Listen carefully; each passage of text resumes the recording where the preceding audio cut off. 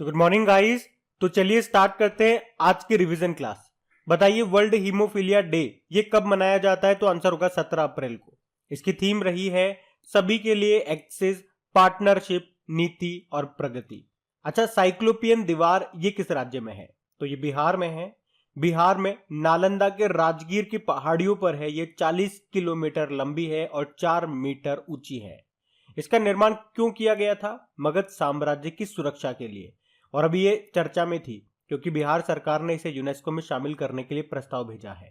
बताओ आईपीएल इतिहास में रिटायर्ड आउट होने वाले पहले खिलाड़ी कौन बन गए? तो आंसर होगा रविचंद्रन अश्विन। ये राजस्थान रॉयल के हैं।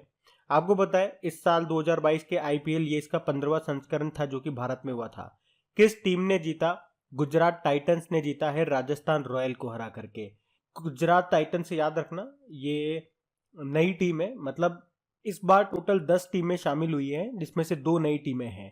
एक तो अहमदाबाद टीम और एक लखनऊ टीम। अहमदाबाद टीम का ही नाम गुजरात टाइटंस है जिसके कप्तान कौन थे? हार्दिक पांड्या। और लखनऊ टीम का नाम क्या है? Lucknow super giants. KL Rahul इसके कप्तान हैं।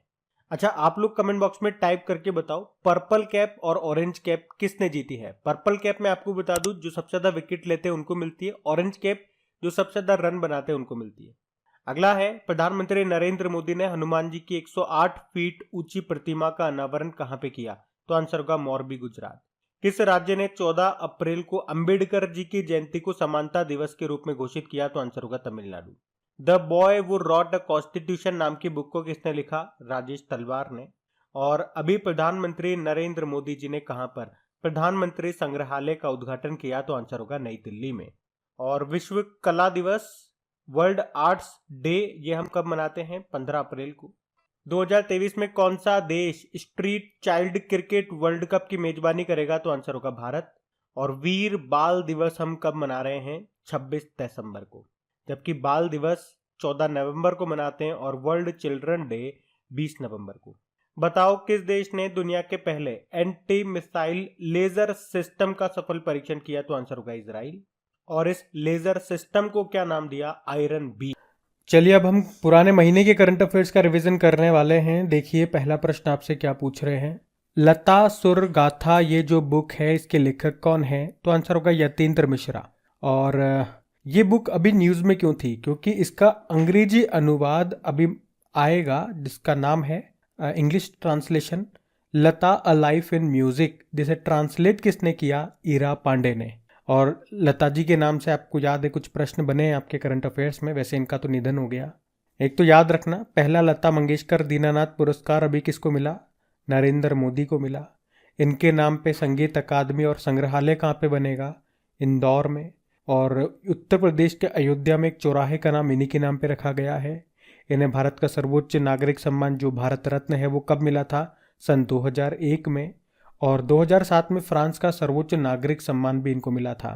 और अभी लता मंगेशकर पुरस्कार की घोषणा की गई 2019, 2020 और 2021 के लिए।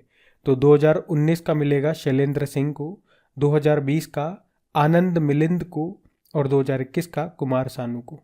तो इनसे संबंधित ये आपके करंट अफेयर्स के अभी प्रश्न, इनको याद रखना। अगला है विश्व समुद्र दिवस, वर्ल्ड मैरीटाइम डे। ये एक्चुअली में सितंबर के लास्ट थर्सडे को मनाया जाता है। तो इस साल की बात करोगे तो 29 सितंबर को मनाया। थीम क्या थी? हरित परिवहन के लिए नई तकनीकें, new technologies for greener shipping. और आप जानते हो राष्ट्रीय समुद्र दिवस वो 5 अप्रैल को होता है। एक विश्व महासागर दिवस भी होता है, वर्ल्ड ओशियन डे, 8 जून को। अब बताओ 68वें राष्ट्रीय फिल्म पुरस्कारों में सर्वश्रेष्ठ अभिनेत्री का पुरस्कार किसे मिला? अपर्णा बालमुरली को। किस फिल्म के लिए? सोराराय पोट्रू तमिल फिल्म है ये। और इसमें फीचर फिल्म भी यही रही है, सोराराय पोट्रू। और इसके जो एक्टर है सूर्या, उनको बेस्ट एक्टर का अवार्ड मिला है। बेस्ट एक्टर का अवार्ड 2 जनों को मिला है, एक तो ये सूर्या और एक हमारे जो बॉलीवुड के हैं अजय देवगन। तान्हाजी मूवी के लिए उनको चुना गया। और आप जानते ही हो 2020 का दादा साहब फाल्के पुरस्कार मिला है आशा पारेख को। अब बताओ हुरून की अंडर 40 रिच लिस्ट में पहले स्थान पे कौन रहे? तो आंसर होगा निखिल कामत। ब्रोकरेज एप्लीकेशन है जेरोधा, उसके को फाउंडर हैं ये। और कामत से 2 अपॉइंटमेंट मैं आपसे पूछूंगा। एक तो डीआरडीओ के अभी नए अध्यक्ष कौन बने, और अभी रिलायंस इंडस्ट्रीज के स्वतंत्र निदेशक वो कौन बने थे। मिलता जुलता नाम है इन तीनों का, बताओ अब। अच्छा बताइए, इंटरनेशनल स्पेस स्टेशन की कमान संभालने वाली पहली यूरोपीय महिला कौन बनी है? तो आंसर होगा सामंथा क्रिस्टोफरेटी। अब बताओ, अंतर्राष्ट्रीय अनुवाद दिवस इंटरनेशनल ट्रांसलेशन डे कब मनाया गया? 30 सितंबर को। और टाइम पत्रिका की 100 उभरते नेताओं की सूची में एकमात्र भारतीय थे, कौन? आकाश अंबानी।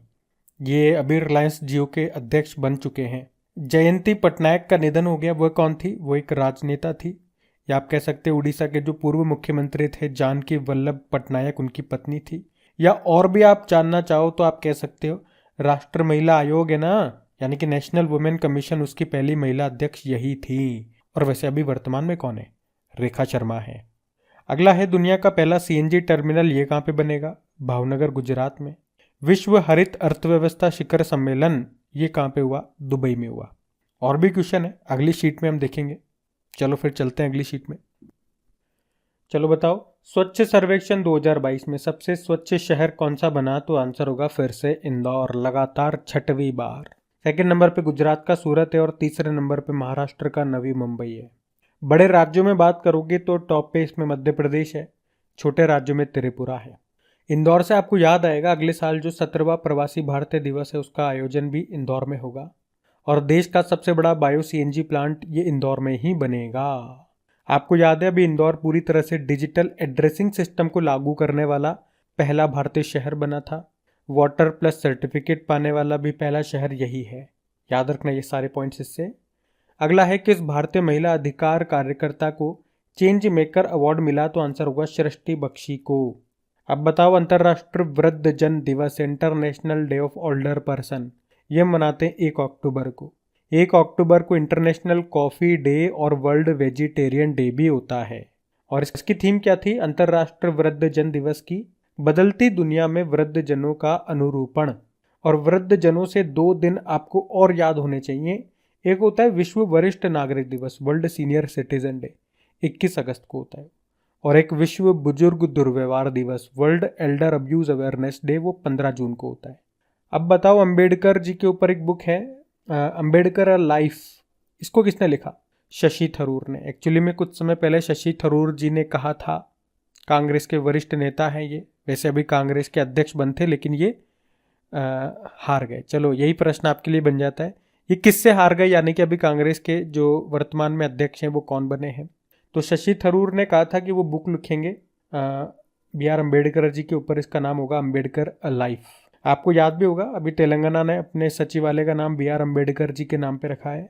अगला प्रश्न है, किस राज्य की पुल्लमपारा पंचायत ये देश की पहली डिजिटल साक्षर पंचायत बन गई है? तो आंसर होगा केरल, केरल की है ये।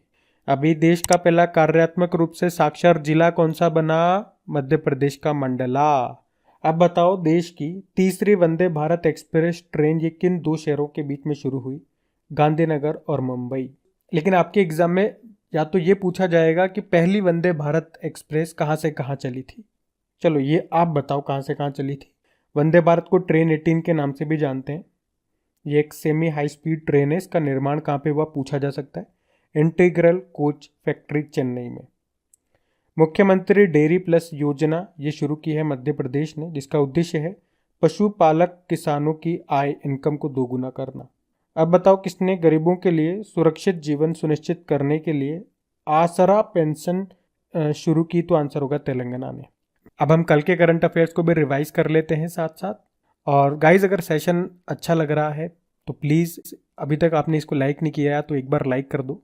और प्लीज़ वीडियोस को सपोर्ट ज़रूर करें, इसे अपने दोस्तों के साथ में, जो भी आपका स्टडी ग्रुप होता है तो वहाँ पे एक बार शेयर प्लीज़ ज़रूर कर देना आप लोग। मेरा काम तो डेली है, मैं डेली आप लोगों को बोलता हूँ, आप करते हो नहीं करते हो वो तो मुझे नहीं पता, लेकिन प्लीज़ ईमानदारी से कर दिया करो।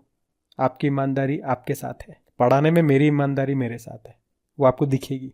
चलो बढ़ते हैं आगे। तो बताइए, विश्व विज्ञान दिवस कब मनाया गया? तो आंसर होगा 10 नवंबर को। वैसे नेशनल साइंस डे हम कब मनाते हैं? 28 फरवरी को मनाते हैं, क्योंकि हमारे जो साइंटिस्ट थे सीवी रमन जी, उन्होंने रमन इफेक्ट की खोज की थी इस दिन। और वैसे इस बार की थीम क्या है विश्व विज्ञान दिवस की? सतत विकास के लिए बुनियादी विज्ञान।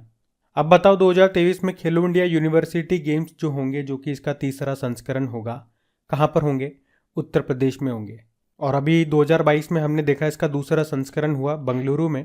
उसका शुभंकर मैस्कॉट वीरा था और उसमें टॉप पे रही थी बंगलुरु की जैन यूनिवर्सिटी। अब बताओ नवंबर 2022 में अंतर्राष्ट्रीय टेलीमेडिसिन सम्मेलन का आयोजन कहाँ पे हुआ? तो आंसर होगा कोच्चि, केरल में। और मेडिसिन से याद आएगा आपको, मेडिसिन का नोबेल पुरस्कार अभी मिला है स्वांते पाबो को, जो कि स्वीडिश वैज्ञानिक हैं। फोर्ब्स की T20 एशियाई महिला उद्यमियों की लिस्ट आई है, उसमें कितनी भारतीय महिलाएं हैं? 3 हैं। कौन कौन है वो 3? एक तो steel authority of India limited की चेयरपर्सन सोमा मंडल, एमक्योर फार्मा के एग्जीक्यूटिव डायरेक्टर नमिता थापर और होनासा कंज्यूमर की को फाउंडर गजल अलग। adidas कंपनी जिसका हेडक्वार्टर जर्मनी में है, इसके सीईओ कौन बने? ब्यॉर्न गुल्डन। अब बताओ 2022 का कुलदीप नैयर पत्रकारिता सम्मान किसे मिला? 2022 का मिला है आरफा खानम को, जबकि 2021 का मिला है अजीत अंजुम को। फिर पूछ रहे हैं 2023 में महिला विश्व मुक्केबाजी चैंपियनशिप ये कहाँ पे होगी? ये भारत में होगी। भारत में भी कहाँ पे? नई दिल्ली में। और इस तरह से भारत महिला विश्व मुक्केबाजी चैंपियनशिप को तीसरी बार होस्ट करेगा। इससे पहले 2006 और 2018 में भी होस्ट कर चुका है भारत इसे। अभी 2022 वाला टूर्नामेंट ये कहाँ पे हुआ था? ये टर्की के इस्तांबुल में हुआ था और इसमें पहले स्थान पे टर्की था, भारत चौथे स्थान पे था।